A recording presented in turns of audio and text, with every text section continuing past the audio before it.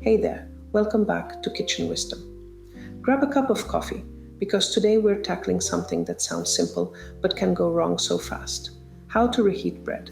You know that moment when you pull a loaf of bread out of the oven and it's perfect, soft inside, crisp on the outside, and it smells like heaven.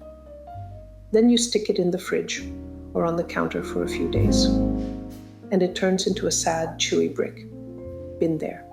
More times than I want to admit.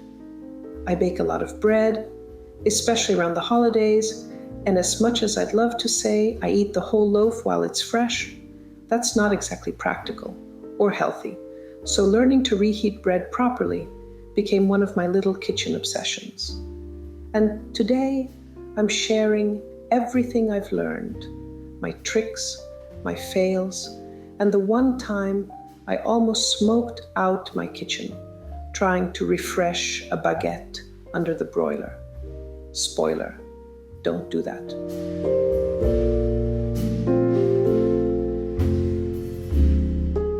Let's start with the science. Don't worry, no lab coat required. When bread cools, the moisture inside migrates and the starches start to crystallize. That's what makes it hard and stale. But here's the good news. Reheating reverses that process. The key is to add just enough heat and a bit of moisture to bring the bread back to life without overdoing it and turning it into a crunchy fossil. If you're reheating a full loaf or baguette, the oven is your best friend. Here's what I do. Preheat your oven to about 350 degrees Fahrenheit, 175 degrees Celsius. Lightly mist or sprinkle the bread with water. Yes, water. Just a few drops to wake up that crust. Then wrap the loaf loosely in foil.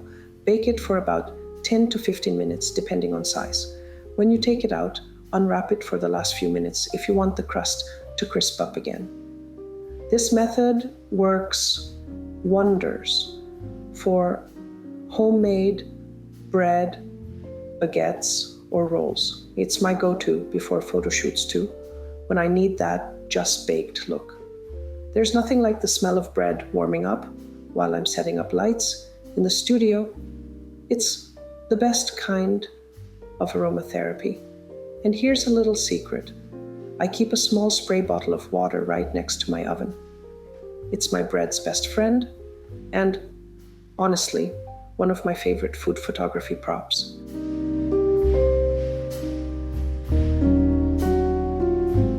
If you have already sliced your bread, because let's face it, who can resist? You can still bring it back. I like to wrap slices in a damp paper towel and microwave them for about 10 seconds. Not too long, or they'll turn rubbery. Then, if I want them crispier, I throw them in my toaster oven for a minute or two. I learned this trick during one of my busiest baking weeks when I had more bread than freezer space. I was juggling a dozen cookie trays and my daughter walked in asking for toast. I gave her a microwaved slice of sourdough that came out soft, fluffy, and, miracle of miracles, fresh tasting.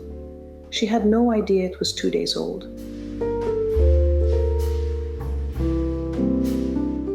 For boules, ciabattas, or any bread with a thick crust, I go a step further. I place a small oven-safe dish of water on the bottom rack of the oven while reheating. The steam helps soften the inside while keeping the crust chewy, not rock hard. It's the same trick I use when photographing artisan loaves. Steam makes the crust glisten beautifully under studio lights.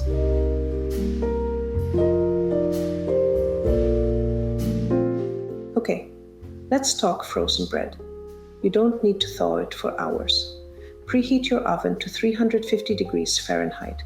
Wrap the frozen loaf in foil and bake for 20 to 30 minutes. For rolls or small baguettes, 10 to 15 minutes usually does the trick.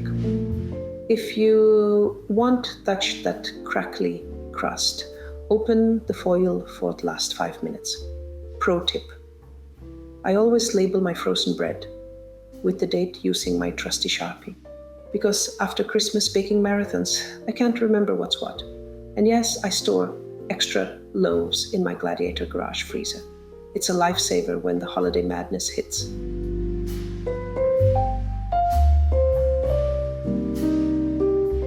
Now let's talk about what not to do. Don't put bread directly under the broiler. I once tried that in a hurry, and my quick refresh turned into extra crispy charcoal.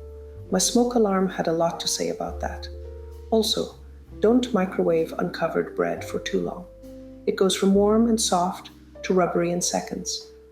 And please don't stick bread in a toaster oven on high heat without watching it. I once got distracted shooting cookie photos and ended up with a mini baguette, the consistency of concrete.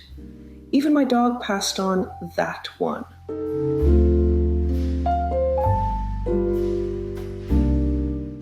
Whenever I reheat bread, I always trust my senses. Smell and touch are better indicators than timers. When your kitchen smells like fresh bread again and the crust feels slightly crisp to the touch, it's ready. And if you want to get fancy, rub a little butter or olive oil on top before reheating. It adds moisture, flavor, and that irresistible golden sheen. I sometimes brush my dinner rolls with melted butter, sprinkle a pinch of flaky salt, and warm them right before serving. It makes them taste like I just baked them, even if they're 2 days old. I also love photographing reheated bread. It's the secret behind many of my fresh out of the oven shots. A little steam curling off a loaf in soft morning light. That's my kind of food poetry.